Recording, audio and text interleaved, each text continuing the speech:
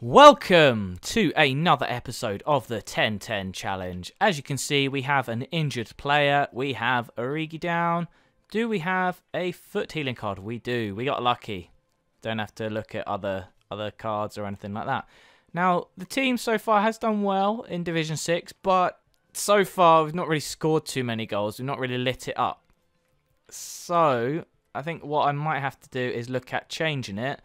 But if I don't, then I'll go straight into the game. Alright, this is this guy's team. He has an interesting team. He's got Joe Hart, Nathaniel Klein. Oh, it's basically an England team with Musa up front. So he's got Nathaniel Klein, he's got Cahill, he's got Smalling, Danny Rose, Rooney, Walcott, Sterling, Barkley, Lallana, and Musa.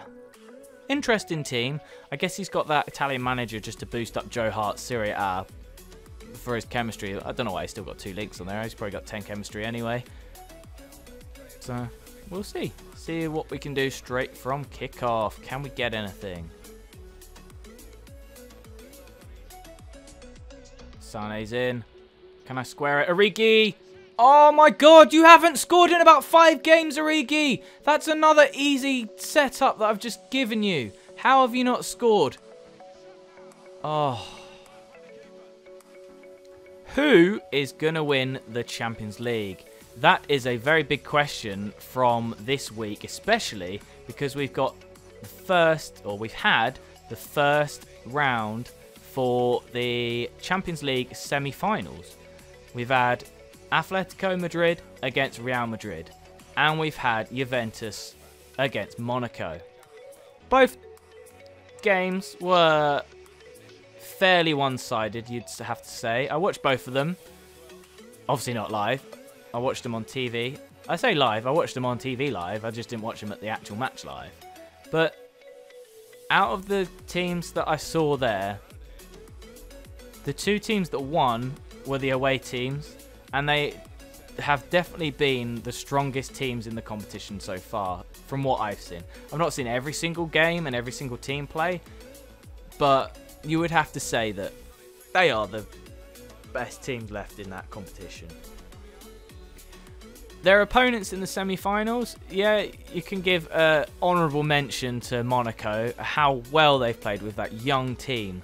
You know, you don't normally get that every season, where a young team that's sort of hitting their stride at the right times during the season when they've got these big games, and they're doing very well in the French League too.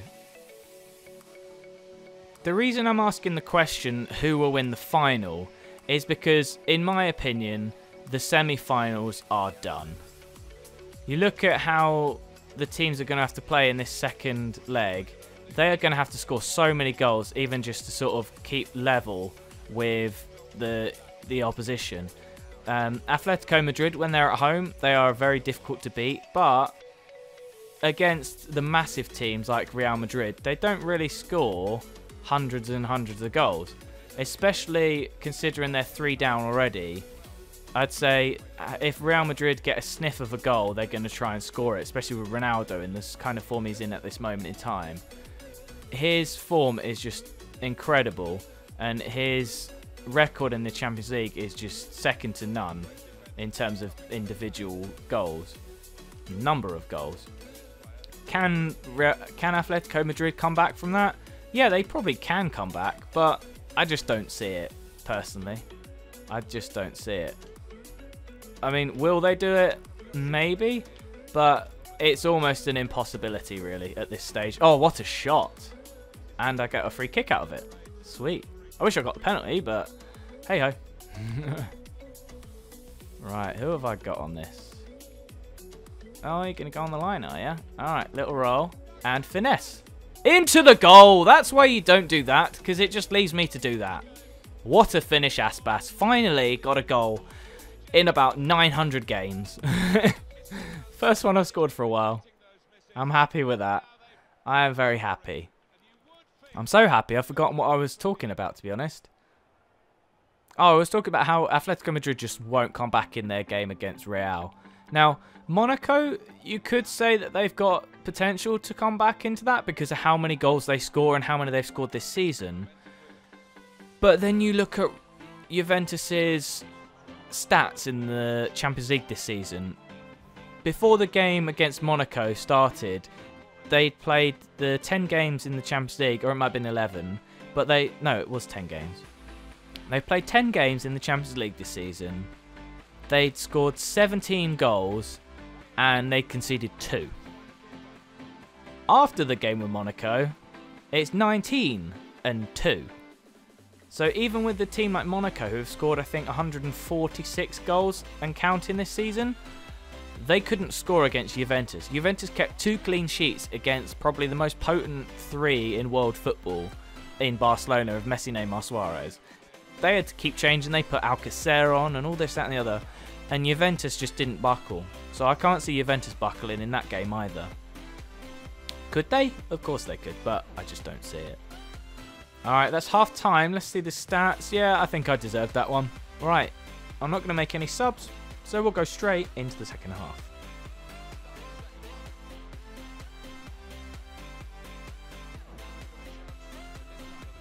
Can I score straight from kickoff or winning the ball back from kickoff? I can! Oh, what a goal! I was concentrating on scoring then, so I didn't want to commentate on it. But that is a great goal straight from kickoff. Out of the 2 teams, so as I've said, I've pretty much binned off the semi-finals as the wins for who are winning at the moment. Out of Real Madrid and Juventus, Juventus are so good at the back. I can't see Real Madrid really scoring too many goals in that game. But do I really think that Real Madrid's defence is that bad either? No, I don't. And I always look at these sort of massive games in 2 ways. They're either, there's no sort of normal 2-1 win, and there's never, you know, like a sort of 1-0 just satisfying win for the team that's in control. Oh, what a shot from Origi. It's always like either just a goal fest where it's like 5-4, or it's like a tough 0-0 draw that just, you know, grinds out and then it goes to penalties, or maybe 1-1 draw, but same sort of idea. You know, you look at Bayern Munich against Chelsea 2012, that was 1-1, it was just ground out, and, you know, Chelsea won on penalties.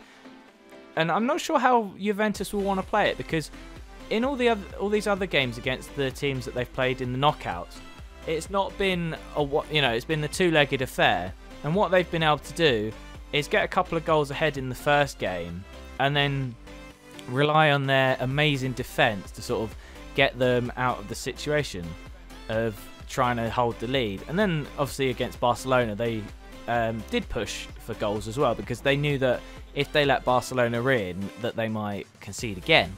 But whether they would is another issue, because they were so locked down at the back. Oh, I see what he's done. He's brought on Rashford. Oh, wow. What a shot. What I might do is make a sub in a minute, because he's brought on Zaha and Rashford, pretty much 2 of the fastest players you got in the league. So I might counter that with bringing my own fast player on, like Villar, and maybe one other, which I'm not sure who, maybe Bongonda. But I might just keep Origi on for a target man. If I'm Allegri, what I would do in that Champions League final is start it like a house on fire and try and get a few goals ahead. Not obviously overcommit forwards, but try and get a goal as early as possible, because then you know you can rely on your defence to keep you in the game. Because I've watched Juventus a couple of times in the Champions League recently, and whilst Dybala is a fantastic player, he does seem to run out of steam because he's all over the place. Because you look at Higuain, he's a bit tubby, and he doesn't really move that much. He is very much a poacher. You look at the goals against Monaco he scored. They are some fantastic finishes.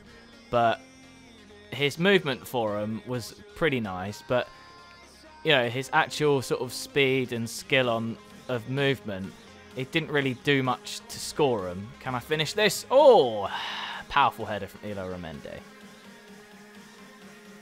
If I'm Zidane, I'm not sure what I would do as a tactic in that game, because Real Madrid are so clever with the ball and without it. They sort of flow from one move to the next in the same style, really. They have a style, but their tactics, they sort of shift all the time. You know, there are some teams in world football where their style and their tactics, they don't really have like that one game plan. It's just relentless. Like Barcelona, it's just attack, attack, attack, keep the ball the whole time. And it won't really matter whether they lose the ball or not, because they're just trying to attack and attack and attack. And obviously they do defend every so often, but their defenders aren't the same. You know, it's not like Juventus defending, and it's not like the Chelsea example I gave in the Champions League final before.